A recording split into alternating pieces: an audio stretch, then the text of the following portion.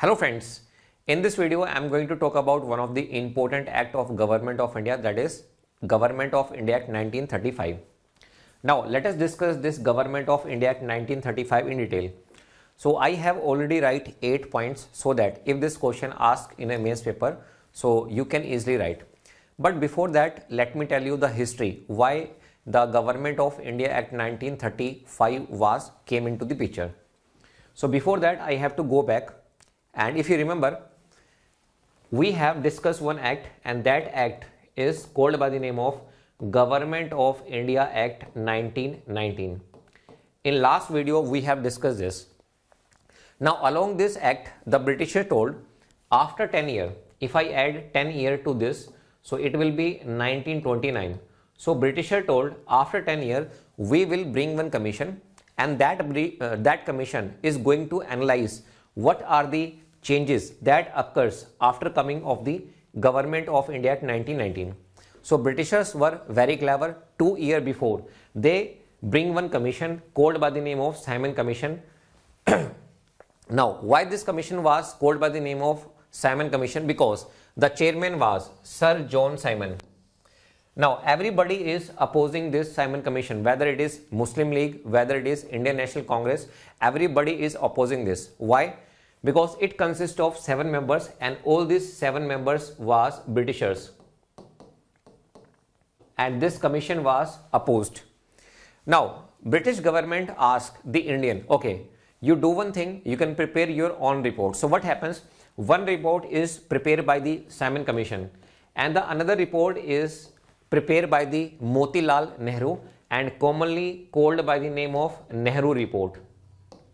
And that time also Jinnah Sahab is also having some points, and this is commonly called by the name of 14 points by Jinnah. So 14 points were given by the Jinnah Sahab. So overall we have now 3 reports. One report is of Simon Commission, second is of Nehru, and third is the 14 point of Jinnah Sahab. Jinnah Sahab demanded separate electorate for the Muslim people. Now British government told, you do one thing, come into the England and we will discuss all these 3 reports which was prepared by you, and this Simon Commission report which was prepared by us, and then we will see what is good and what is bad. So what happens? In May 1930, first report was published. Simon Commission first report was published. To discuss this, there was 3 conferences happens in Britain, and commonly called by the name of 3 round table conferences which held between 1930 and 1932. Now what is the result of this? The result of this 3 round table conference is that Government of India Act. The result is the Government of India Act 1935. So I can say that the Government of India Act 1935 is basically the result of 3 round table conferences which happens between the December 1930 से लेके 1932 के बीच में. Fine. अब देखिए, now let us first discuss, is there any change in the control? Previously I told you there is one viceroy who stay in India, and there is Secretary of State for India who stay in Britain. If you remember, I also told you there are some people who are in the council of the Secretary of State, and these council are also called by the name of Indian Member Council. Now what happens after the 1935 Act? The name was changed. This council will be called by the name of advisor. First change. And the second change is that previously there were 15 members. Now only 6 members are there. So these are the changes that happens on the control. Now what are the other changes? That time in 1935, according to the 1935, Burma was separated. So this Secretary of State, it is not only for the India, it is also for the Burma. That's why it will be called by the name of Secretary of State for India and Burma. So this is the changes happen. Now, is there any change in the administration? I told you in the previous act, in 1919 Act, who is going to make a law? It is the Viceroy and his Executive Council. And how many members are there in the Executive Council? 6 members. One is handling Home Affairs, another is Military, Law, Revenue, Finance and Public Works. There is no change in this number, 6 number as it is, and out of this 6 number, 3 were Indian. So there is a no major change happens in the administration. Now, what about the bicameralism? Is there any change happen? Yes. At the central level or the provincial legislature, a very big change happens. Let us discuss. So if you remember, according to Government of India Act 1919, what happened? Bicameralism introduced at the central legislature. Sir, what is the meaning of bicameralism? If I break this in two parts, so this is called by the name of bicamera. What is bicamera? Bicamera is nothing but two chamber. Is nothing but two chamber. What is the meaning of two chamber? Two chamber is nothing but two houses. One house is called by the name of lower house. One house is called by the name of upper house. Lower house means legislative assembly. Upper house means council of state.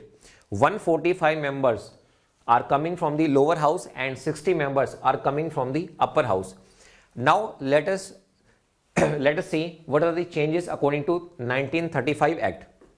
First major change, the numbers increase in lower house as well as in the upper house. In upper house it is 260, in lower house it is 375, another major change.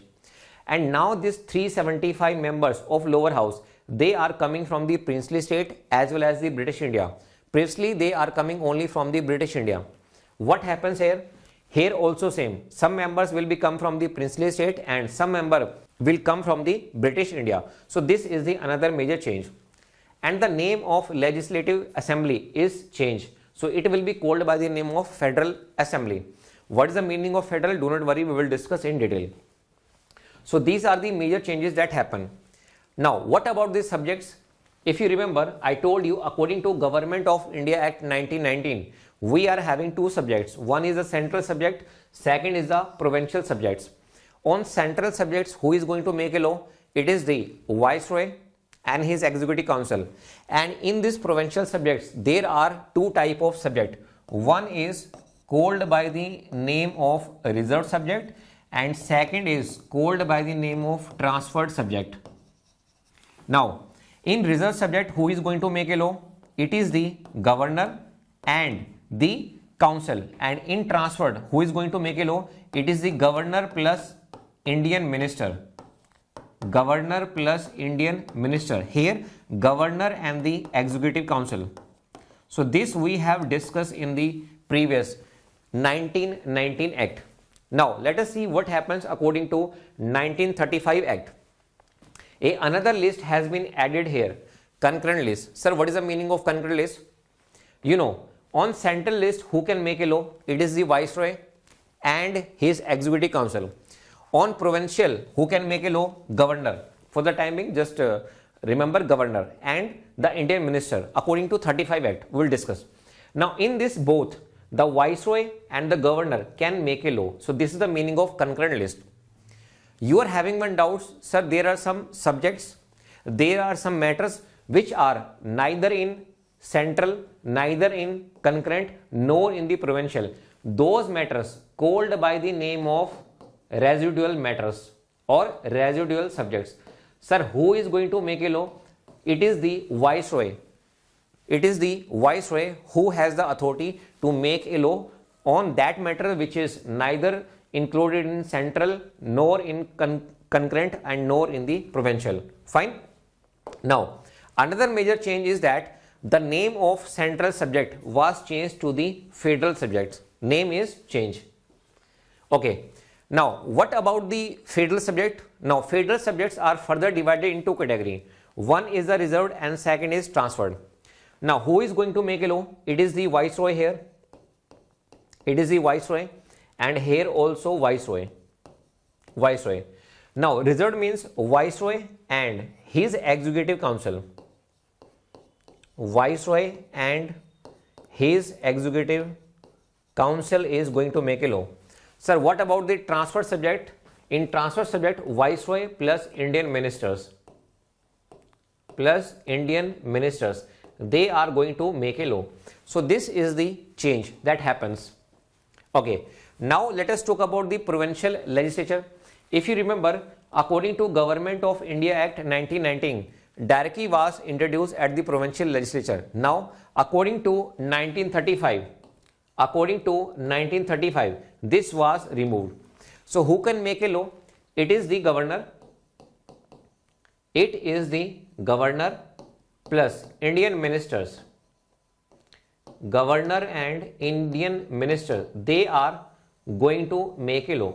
So sir, this is the major changes that happens at the central legislature and the provincial legislature. Now in the starting of this Government of India Act 1935, I told you I already write 8 points, which is very, very important for your mains paper. So let us discuss what are these 8 points in detail. Fine. Now first point, the Government of India Act 1935 was a significant constitutional reform in India that replaced the Government of India Act 1919. Sir, if somebody asks you which of the following act replaced the Government of India Act 1919, the answer goes with Government of India Act 1935. Now second point, the act provided for the establishment of a federal system of Government of India with the provinces and the princely state as its unit. Sir, what is the meaning of federalism? Federalism means center is also having some power, state is also having some power. There is a central legislature and provincial legislature. Now, what about the third point? The act introduced the concept of diarchy, which divided the power of government between the central and the provincial government. As we already discussed, the act also provided for the establishment of a federal court. Sir, very, very important. According to this Act 1935, another important change is Reserve Bank of India and Federal Court. They are established. This is already asked question in the state pieces. And the another question which already asked in the state pieces so many times is this. The Act allowed for the establishment of separate electorate, separate electorate, separate electorate, separate electorate, establishment, separate electorate for Muslim, Sikh and the other minority communities. Ask question. What about the next? This act also provided for the establishment of Public Service Commission to recruit civil servants. Sir, right now you are preparing for the civil service examination. This examination is conducted by which body? UPSC, that is the Union Public Service Commission. Similarly, for recruitment of civil servants, there is a body. What is that body? Public Service Commission. Public Service Commission, PSC. Fine. Seventh point, the act was opposed by Indian nationalist leaders who saw it as a step towards continued British dominance of India. As I told you, Britishers were very clever. They are making a government in India. They are increasing the number of Indian in the administration. But what there is going on their thought process, that ultimately we are making a government in India, but that government is responsible to the British government or British crown. Fine. That's why Indian nationalist leaders were not happy. The last point, the act was eventually replaced by the Indian Independence Act 1947, which granted India independence from the British rule. So this we will discuss in the next video, and after that all your 15 acts is going to be over. So I have discussed this Government of India Act 1935 in detail. So I hope you enjoyed this video. Thank you so much.